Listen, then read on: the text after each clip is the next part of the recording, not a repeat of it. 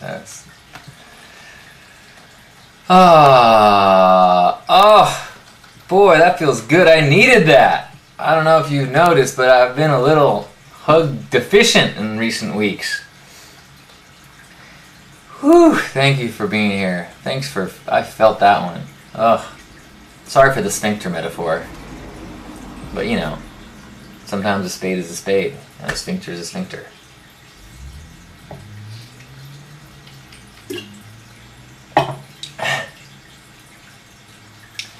Thanks for being here. Oh, that would sound like an accent. Thanks for being here. That was my St. Patrick's Day. Hey.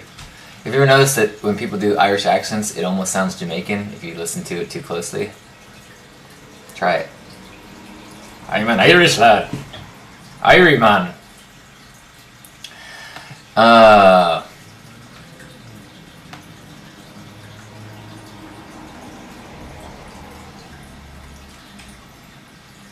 Manny's saying maybe I should dance. Maybe you're right.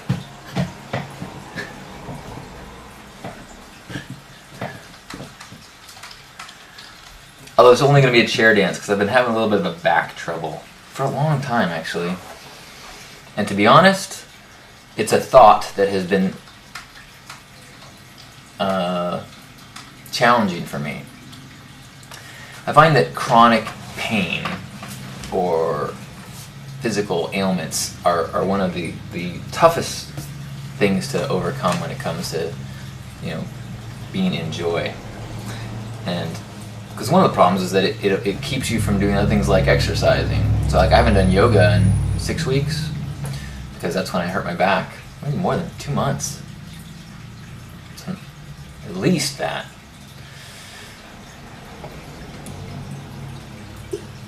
And that's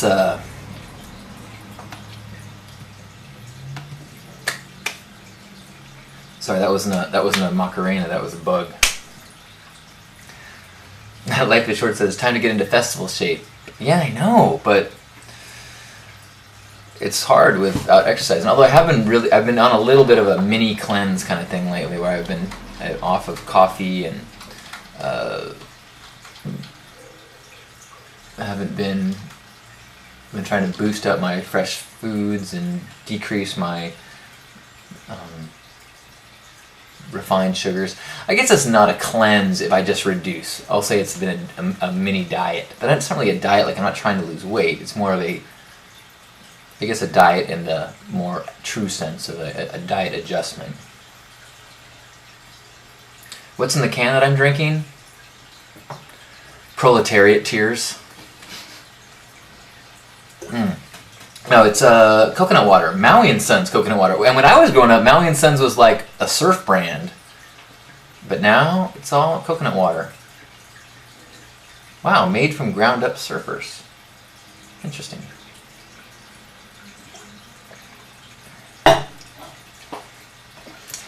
Coconut water is people.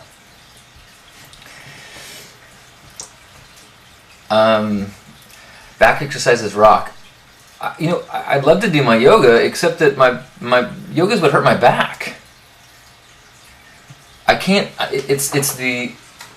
There's maybe I think I even need chiropractic or maybe Pilates, something that can strengthen this one area of my back that if I get in, I don't know exactly what to do. Come to a time traveling party with you. I was already there. It's in the future, right? Yeah, that was awesome. I've already come back from it.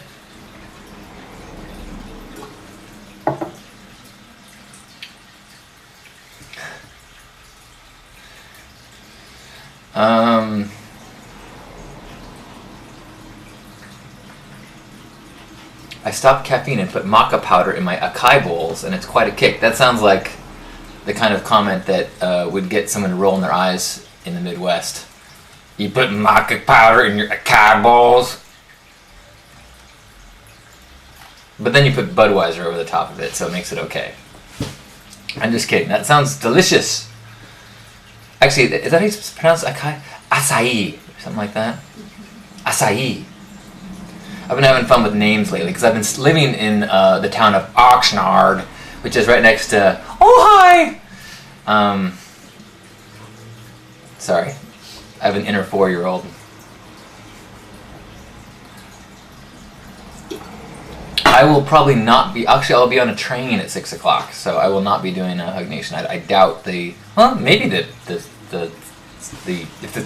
if I can get through on the train at 6, I will be here, but otherwise I doubt it tonight.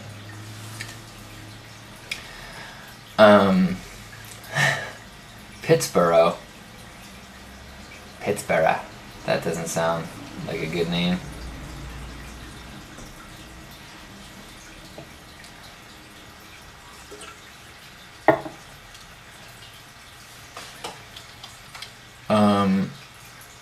Well, thank you for showing up. Anyone that's got to head out, what time is it? 1:37? I don't know if there's anything else I was going to talk about today.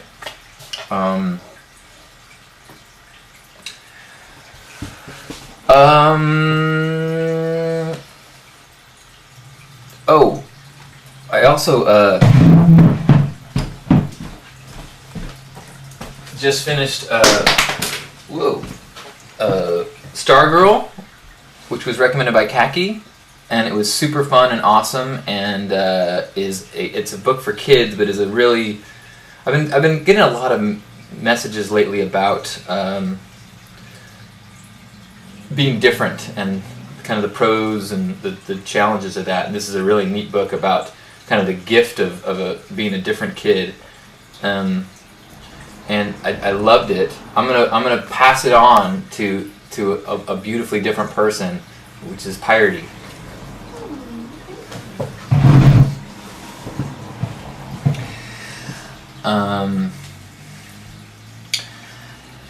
I also just saw a TED Talk where a guy gave a cool poem about oh darn it, no, I can't remember it. Oh, you know what, I have it right here.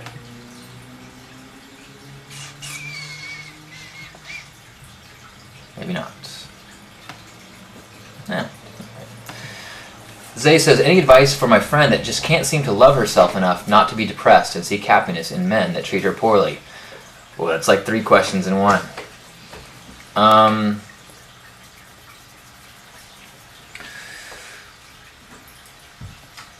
So that unfortunately that is the kind of perfect storm of spiral. You're right in saying that can't love herself, right? So that's the core. That is the building block that needs to happen. So to start, first you need to have the mud and the straw so you can start making blocks. So the mud and the straw is going to be gratitude, which is a way that even if you're depressed, you can try to find the things that you can be grateful for. It's kind of a way to kind of crawl out of the mud a little bit and be like, ugh. And so a gratitude list is the first step. I think that unfortunately the depth of the challenge you're talking about, I don't know if you can hit that all at once. So the first thing is trying to build up gratitude, self-worth, self-forgiveness, because I'm sure there's stuff, I would guess that there's something in her history that she has not forgiven herself or someone else for.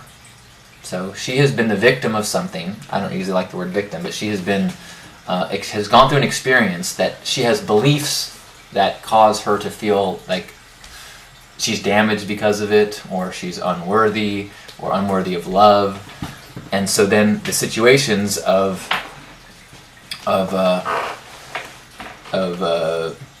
being in these bad relationships is because in some sick mind twist way, it's a comfortable place where someone kind of reaffirms these twisted beliefs about her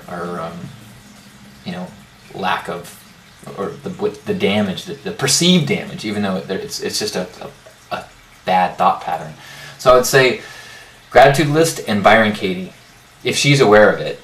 If she's aware of it enough that she wants some change, then doing the work with Byron Katie is a powerful way to look at the thoughts that are causing you suffering and get yourself out of them. Even if it's just like, that guy's an asshole, why is he such an asshole to me?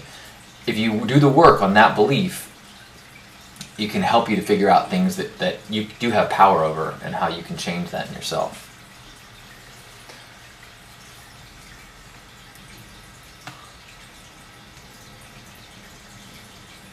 Bridie's saying he saw the TED Talk about how we think of charities wrong.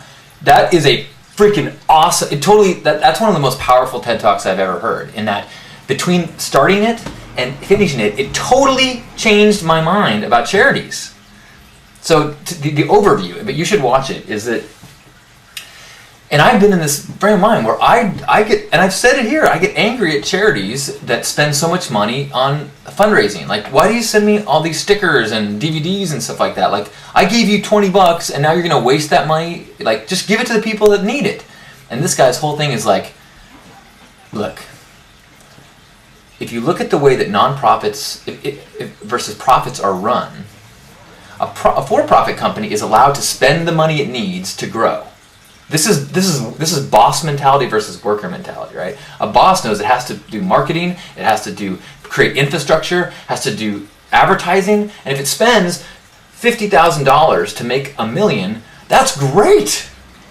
Now, in a charity, if someone spends $50,000 of our money to make $100 million, we go, that should go to the poor. And so instead, that company stays at $50,000. So which is better, to have $50,000 go to the problem that we want solved, or to have $100 million go to the problem? So his whole thing was like, we judge the wrong things here. We have this guttural instinct that a nonprofit should not be run in the same way that a for-profit should be. But if we care, if we think that hunger we really want it solved, we should attack it in the same way that Nabisco attacks how can we get the best snack treat, and make the most money that way. So what happens is, especially because we have this judgment in our country, so he says, imagine that if you look at the median payment of people 10 years out of Harvard Business School, the median salary is like $450,000.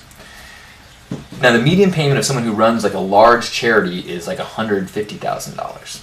And he goes, okay, so now if you get out of Harvard Business School, it's not just that you're selfish if you want to go into the for-profit sector. It's just smart. So let's say you do go in and you make $450,000. And let's say then you give $100,000 to charity. Everybody thinks you're a superhero. You can then get a tax break on that and still have so much more money versus the guy who's making $150,000, and everybody thinks he's a big grade A asshole because he's taken all this money away from the charity. So of course the really talented people have no reason to go into the nonprofit sector if they're motivated by prestige, appreciation, or money. I'm like, oh my gosh, that makes a ton of sense. So you should watch the whole talk. This is the guy, to give you a context of who this guy is and why he should be talking about this. I finally put the pieces together. He keeps talking about the 3-day walks. If you remember, there was the history of the 3-day breast cancer walks. There was a big uproar because everyone was like, they used so much money for fundraising. But they also raised tons of money. So he actually, the company, or the Susan B. Komen Foundation, got all this negative press. They basically fired him and his foundation to stop running it, and they started doing it themselves, the Susan B. Komen Foundation. So this guy started the 3 days, and then he also started this AIDS ride thing where he said he spent huge amounts of money doing full pages ads in all these newspapers, and so they turned out $500,000 in spending into $100 million in fundraising. But he's had to deal with being attacked for being this, basically traditional CEO that's making huge gains for these profits. Fascinating stuff. Highly recommend it.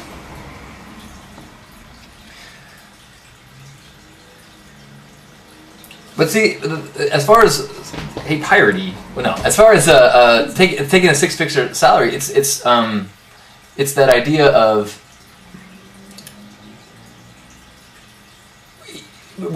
at that size, a business is a business, and so if you have a super talented, super connected, somebody who can get things done, as we're talking about, money is a way of voting for what we want.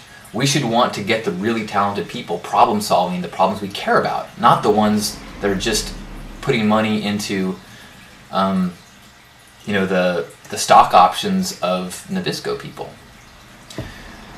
It's a guttural, painful thing, but I think it's not that they're stealing six-figure salaries from the charity. It's that they are, I guess it's trying to think of it as a business.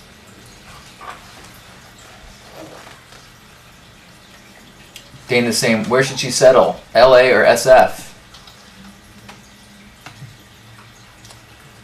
I don't remember the name of the TED Talk speaker, but I think he closed the most recent TED in Long Beach, and it's on my Facebook page somewhere. Sorry, I wish I remembered. SF or LA? Well, I've never lived in either of those places, and I'm considering going to north of LA and Ventura, which I like. LA itself, unless you're in the west side, I'm not a big fan of. And if you're in LA, just plan on never leaving your home or getting on a freeway.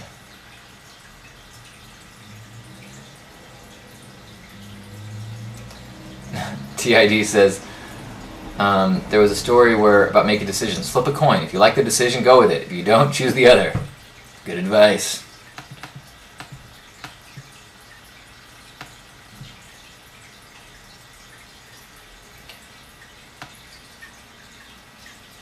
One of the graphics the guy showed in his talk was, if we demand, and because there's all these ranking things about how much money goes into overhead, and by overhead they mean fundraising and salaries and things like that. And so, do we think it's more important to have small pies that have very little that go into overhead, or is it okay to have a big pie that has, a bigger piece that goes towards overhead?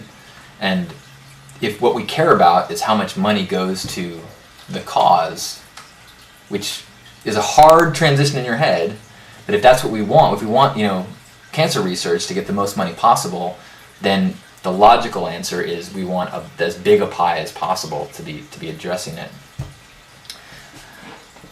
I don't know. Which means is a good segue that I'm starting the John Halcyon Stinn Foundation, where at this point 98% of our budget is salaries, because we're looking at a really big pie. On that note, First Saturdays is actually not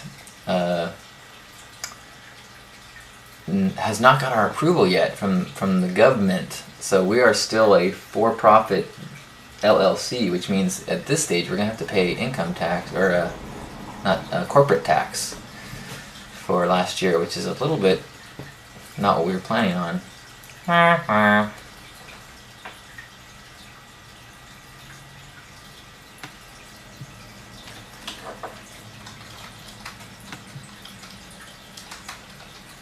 Binky says, thinking you want to move, and looks like what you were looking for is freedom. Nice. And I think Rainbow asked if I'd been to Joshua Tree Music Fest. I have not. I think I went to the same location of that, where I think that's the same place that Ignite is, so I've been to that location. I think it's also the LA, there's like an LA regional that happened either this last weekend or this coming weekend. It's the same location, but I've never done it.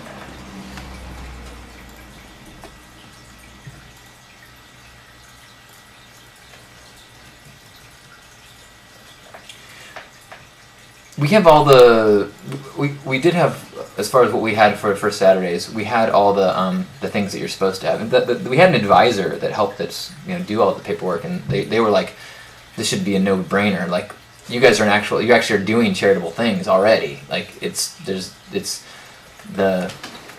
is more of a trying to make sure that people aren't trying to scam the system, and everything here looks fine. So then again, I don't know if our advisor knew what was up, but he was the state has a cool thing where they had kind of people that volunteer their time for young entrepreneurs and things. So we had a guy who was specializing in nonprofits, and he helped us.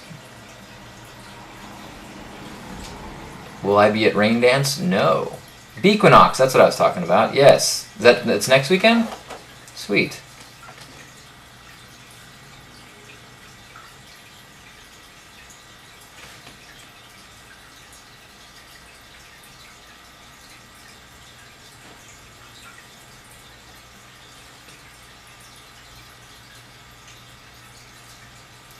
That's an interesting perspective, Greenhand's mom, that we don't need money as long as tribes could administer hemp oil. Well, I think it's maybe a little of column A, a little of column B. That I was just listening to this fascinating Radio Lab broadcast where they were talking. They basically sought out the guy who made the Heimlich maneuver, who's still alive. This Dr. Heimlich. And so the first half of the broadcast, so they're talking about all these amazing things over the course, how many lives he's saved over the course of his lives, and then the second half of the broadcast was about where he started getting wackier and wackier, and so he became a huge vocal advocate of malaria therapy for all sorts of diseases, including AIDS, saying that if you can use malaria and get a patient's temperature high enough that it will kill off things that are inside it. And unfortunately, there are some diseases that were effectively fought that way in like the 1920s before the discovery of antibiotics. But since then, there hasn't really been a use for malaria therapy, and there's no scientific evidence that a fever would kill off the AIDS virus. And so it was kind of a sad broadcast where the first half is this hero, quack doctor, quack doctor, quack doctor. And his son actually got so freaked out that his dad, who was this prominent scientist, was getting all this press and spreading all his theories, and his son was like going around to newspapers going, dude, this is not, this is unsafe, this is dangerous.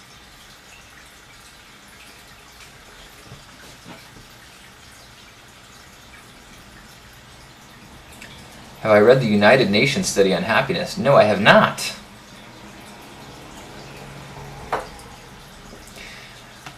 Oh, I'm not worried about for Saturdays. We have a very low cost, so we'll be fine. It's more just the annoyance of, because there's a minimum fee for corporations.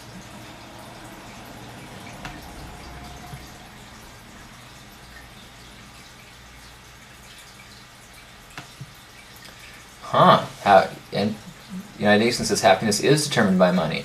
I wonder if they're talking about the kind of thing that I was talking about, where from the United Nations perspective, there's a lot more people the United Nations is talking about who are way below the poverty line. So I think that might be a...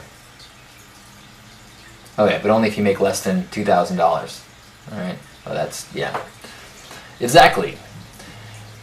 It's more about the distribution, but that gets a little depressing when you think about that. Hug Train, it's all about the money. Really? I don't think so. Oh, I see. And if you make more than 20,000, then your happiness is not tied to money. I think a lot of it is freedom and nice. Hug Train says all it takes to be happy is to be happy. That's right. Happiness you need is a hug, a health, family, love, friends, time. Michelle says she's heavily considering going to Burning Man this year, but have little anxiety about going out in the desert for a week. Well, you should. It's fucking crazy out there. The weather is horrific and dry. But you'll be surprised how you'll figure it out and you'll survive. I mean, there's a survival guide that tells you like how much water you need and things to do for your tent to cover up the vents, and plus you're not going to be alone. There's going to be 50,000 people that will help you out if you don't do it well enough, and you're gonna be dirtier and dustier and than you're used to, and it'll be fine. And that'll maybe one of the biggest gifts you can get is to realize, oh my gosh, I don't actually, like we're talking about this happiness thing. It's not maintaining my picture of what like baseline is. For example, I have not showered in I don't know how many days. No, I think I showered yesterday, actually, now that I think about it. But the point is, yeah, you'll be fine. Yeah, Piety says bring baby wipes, shade, water, and food. The shade one is the only one that's hard because you have to do a little bit of structure stuff. Like, if you've got a truck with you, you can bring they've got like, there's things online you can design something that or cut things to make a monkey hut. But if you have maybe $300, you could go to a swap meet and buy one of those like metal awning things, or like a carport. Actually, that's an easy one. If you can get like a Costco carport, that's a great shade structure that a whole camp, well, I don't know how big the camp is, but a bunch of people can use to stay out of the heat in the hot part of the day.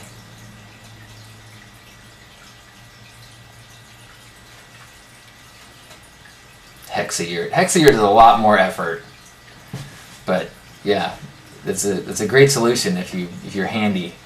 You want to spend time making it.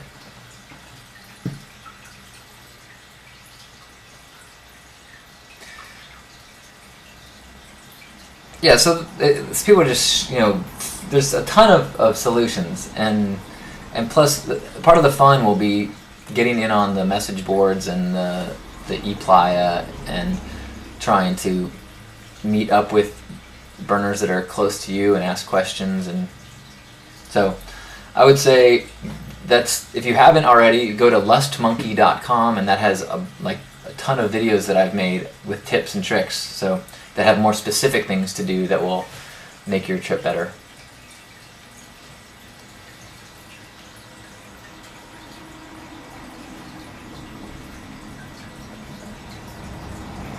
Exactly, Zay. Part of the journey is the preparation.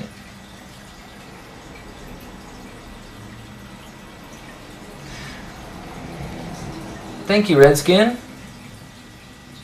All right, look at that. We made it to 2 o'clock. I had an amazing time. I feel energized and rejuvenated and recalibrated, and I am grateful for this time. Thank you so much for being a part of this super special Hug Nation. Special because I don't know when we'll be back in the studio. And the other thing I want to say is Hug Nation might move to Mondays. Because if I can find a way to stay in San Diego on Monday and do this, I think it is my experience. One of the reasons I wanted to try this today is I wanted to see if it makes a difference to be here versus trying to do it in an office. So I will try to be as public as possible, but to me it feels like it might be worth it to just move to Monday so that I can be in this sanctuary and loud, and that our heart sings as vibrantly as we need to, because they need to sing. La! All right, I love you. Have an amazing week.